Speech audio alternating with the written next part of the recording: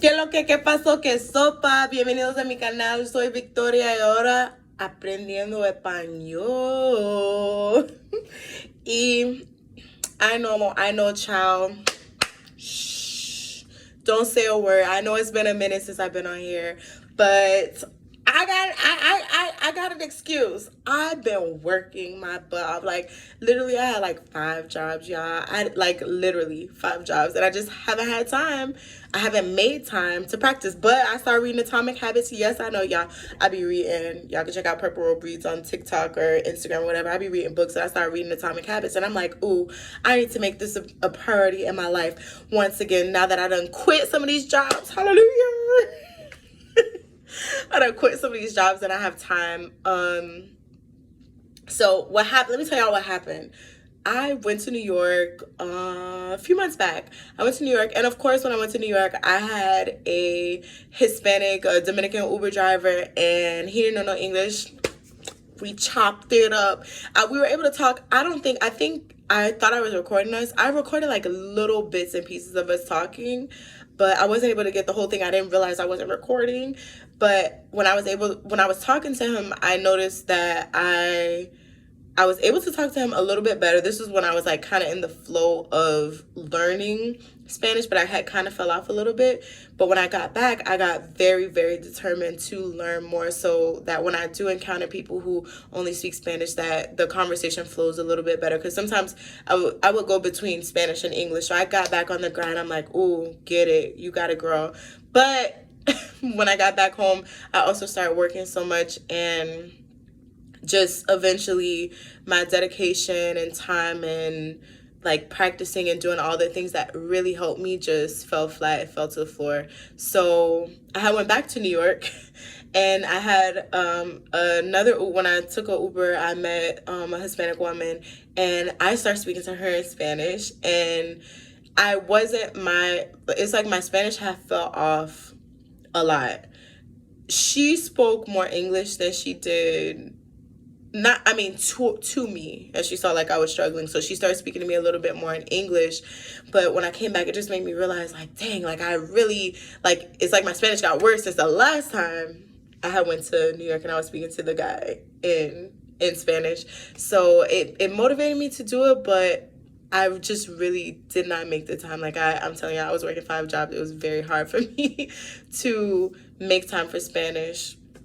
So what happened recently was, like I said, I quit some of those jobs, but my friend had came from out of town with her daughter, and my friend that's here and her husband and the kids, like we all just went to Six Flags. And when I was at Six Flags, I was sitting next to Abuelita, and she had her grandson and her daughter was there, and I heard her speaking Spanish. So of course I'm like, habla español. And she's like, see, I'm like, where are you from? ¿De dónde eres? Oh, Guatemala. And then like we just start talking. I have almost 30-minute conversation with this lady. It motivates me. Of course, my homegirl coming over like, girl, you don't speak no Spanish. I'm like, I told you I speak Spanish, because, people don't believe me. And I don't blame them, because unless I'm talking to somebody who's like a native Spanish speaker and who only speaks Spanish, the way that I speak Spanish is so different than talking to like my friends or people that speak both Spanish and English. I don't know why. Maybe it's because like in my head, I know that I don't have a choice. But anyway, we're just talking, and she's like, yeah, I'm here with my family. Are these your kids? And I'm like, no, these are my kids. These are my friends' kids. They went to go ride the rides. Like my friend and her husband, they went to ride the rides. And I'm like, but I knew them since like high school. These are like my nieces and nephews. Like, and my friends coming over. Like in the conversation, it flowed very well. There was only like maybe a couple times that I couldn't understand the words that she was saying, in which I told her like, no entiende. And it was when my friend had actually came over and she starts talking to me, and the word that she said, and I can't believe I don't remember it now, but the word that she had said was same. And I knew it because she was saying like, you two, first she said, are you sisters? And I'm like, oh, no, we're not sisters, child. I dated her brother when we were in college, almost all of my college. And people used to ask us all the time, like, are y'all sisters? And I'm like, no, we're not sisters. They used to think like that we were twins or sisters or related in some way, and we were lying when we said that we weren't, but seriously, like, no. So she was asking her daughter, like, how do you say in English the same? So what she was asking was like, you both look the same. And that kind of like just that interaction with her, that being able to communicate with her in her language, like she was just so surprised that I was like speaking the language. And I was saying like, you probably know as much English as I do Spanish. And she's like, no, like I know no English. Like I really know minimal, basic, barely any English. And it just like motivated me like, ooh, I need to get back into learning. I really want to learn. It's a goal that I have. I'm at that weird phase and stage. It's like when I speak to somebody who is native, who is like, doesn't speak English, the way that I speak Spanish changes. I don't know how to explain it. If you are a psychologist or a psychiatrist or somebody who's like been learning languages for years, explain to me, why does this happen?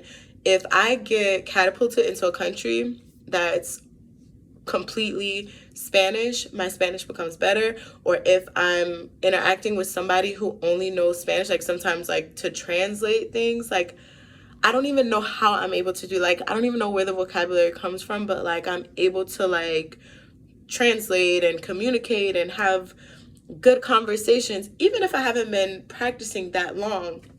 So that's what happened. I'm like, man, like I had this goal, I want to get on it. So I decided, you know what, Victoria, let's get serious. I told y'all I read Atomic Habits, and it just talked about like how it doesn't take a lot to start creating a habit. It's just the small things you do every day. In that book, they gave like different methods of creating a new habit, and one of them was like the 2-minute rule. At this time on this day for 2 minutes, you're gonna do this. So I said, okay, give myself 2 minutes to do Spanish. And sometimes 2 minutes turns into 5 minutes, turns into 10 minutes, turns into an hour. And sometimes 2 minutes is just 2 minutes. It doesn't matter, as long as at that time, in that place and space, you're at least completing that 2-minute task. 2 minutes is not a lot of time. So that's what I'm taking on this new desafio, is the 2-minute rule. I'm going to try and do it I'm going to do it. I'm not going to say I'm going to try. I'm going to do it for 30 days. And I'm going to use Household Spanish. This book on Amazon is expensive. Like, they cheating. This thing is like $13 on Amazon. This thing was ridiculous. I can't remember because I got it a minute ago, but it was ridiculous. It does give you a lot of phrases, though, and I think learning phrases is very helpful and important. So I had Household Spanish, and then Madrigal's Magical Key to Spanish. And this one is thick. It was cheap. It was fit, you know, like, and it has like a lot of phrases in here as well. And it's helpful in learning how to speak. And this is what I kind of dove into the last time I was like, I'm gonna learn and I'm serious. So these are 2 things that I'm using, as well as Spanish Dict, which I completely love Spanish Dict. I use it as a place to learn vocabulary. I know people are not so keen on flashcards, but more so on like relating words that you have heard in conversation or TV shows and things like that, which, yes, it's true, that is very helpful. But the flashcards have helped me a ton, like in just words. And the way Spanish Dict works, you can pick flashcard sets and just add them to a deck. They have a picture, a word, and then you have to repeat or say that word in Spanish. So for example, they'll have a picture of a shoe, and then on top it'll say shoe, and then you say the word in Spanish when the flashcard comes up. So I would say zapato. If you don't say the word, it'll give you the word in Spanish, and you'll have to repeat it, and then it'll come back up. So I think it works kind of like Anki. You know how people say the Anki decks or vocabulary decks work? If you know the word right off the bat, then it won't give you that word again for like another month or another 2 months. But if you don't know the word, within that same session of reviewing the flashcard deck, it will bring it up to you maybe multiple times.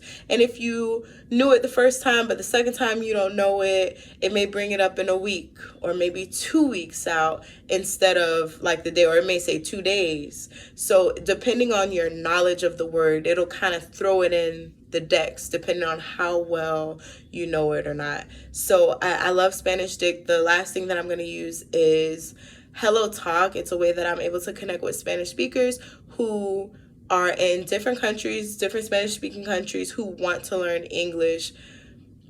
Not gonna lie, Hello Talk started getting overwhelming for me, because there was a point where like there were so many Spanish speakers and people like just sending messages left and right. Like once you're online, like it was just so much, and it was like, this is a little bit too much for me. Like it causes a little anxiety, but sometimes I would get on and stay on for hours and able to practice. You can talk, you can call, you can do voice messages, or you can type with people from so many different countries. I've talked to people from Spain, Guatemala, Mexico, a lot of people from Dominican Republic on there. Like I've talked to people from Puerto Rico, just everywhere. And it's very helpful if you want to connect with people to practice language learning, because they want to learn your language, you want to learn their language. The other thing that I think that I'm going to try, because I know I am like a community-based, personable type person, and I know it's what helps me and what helps me keep myself accountable is when I'm around other people or the culture.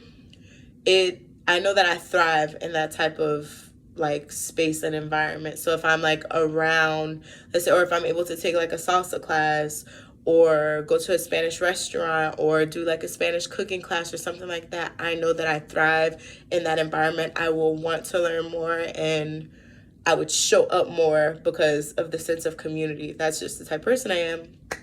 The only thing with that is I stay out in the boondocks, and a lot of those things are like an hour plus away from me or 45 minutes away, and being able to find the time to dedicate to that, it may be a bit much. So I think eventually I'll get there. Right for now, I'm going to just practice key phrases in terms so that my conversations are more smooth and fluidas. That's my main thing right now. I'll continue to watch my shows. I love to watch La Reina del Flow. I love to watch El Chapulín Colorado. I remember my friend Robert, rest his soul, he passed, was it this year? Last year he passed.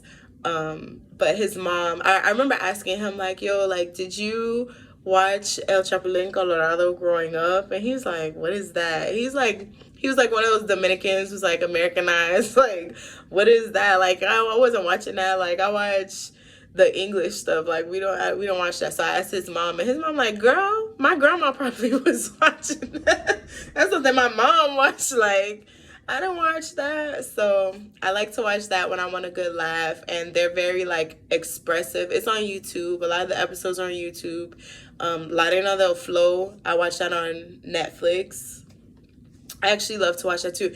And y'all, I have found some really good movies. I can't even think of the movies that I have found on Netflix, but like really good Spanish movies. And like once you start watching them, the algorithm, you know how Instagram, Facebook has an algorithm, Netflix has one too. So once you start watching certain things, they start recommending more things that are similar to that of what you're watching. So I found a lot of good movies and TV shows on Netflix, but the main one that I watch is La Reina del Flow, and sometimes like I'll rewatch my favorite movies in Spanish on there, no subtitles.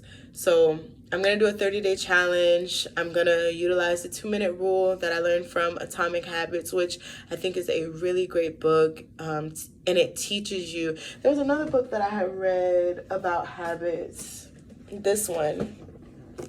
It's called The Power of Habit. This just talked about how we create habits, but Atomic Habits, and it gave a lot of examples of people who had certain habits, maybe why they picked up certain habits, or neurologically, like why and how we're that way. But Atomic Habits gave us in that book things that we can do, things that we could put into action to help us in creating new habits. I think it was really, really good at doing that. So 30 days, this is what I'm going to do. Y'all are my witness. If y'all see I'm not a woman of my word, y'all hit me up, Victoria.Learns Spanish on Instagram. Like, girl, where you at? ¿Qué pasó? Dímelo. What's going on, girl? ¿Qué lo que? Let me know. So that's what I'm doing right now. I'm really excited about it. I have the time now. Even I had the time before, but I just didn't dedicate the time. But I'm glad that I'm like excited to do it, because I think that when you're learning a language, you have moments where you're like, ooh, like I just want to learn, and you're in the books and you're talking to people, and you may be doing your flashcards and going on Hello Talk to practice with people, and then there are times where it's just like, I'm not getting anywhere. And I think a lot of people experience the burnout. I'm not getting anywhere, or you don't feel like it's progressing. So another thing that Atomic Habits says is like people who are great learners or have great success in certain things, it's not that they don't experience the burnout, it's just that when they do experience the burnout, they have the habit to fall back on. So because you have created such a strong habit of just going into autopilot and auto drive, you continue to do whatever it is that you are working on doing every time. So that's what I'm on right now. And hopefully when I go back to New York and I'm in Spanish Harlem, that's what my brother says, Harlem is like Puerto Rico, and I'm talking to the tios and abuelitas and stuff like that, I'm able to carry out a full conversation and hopefully record it. So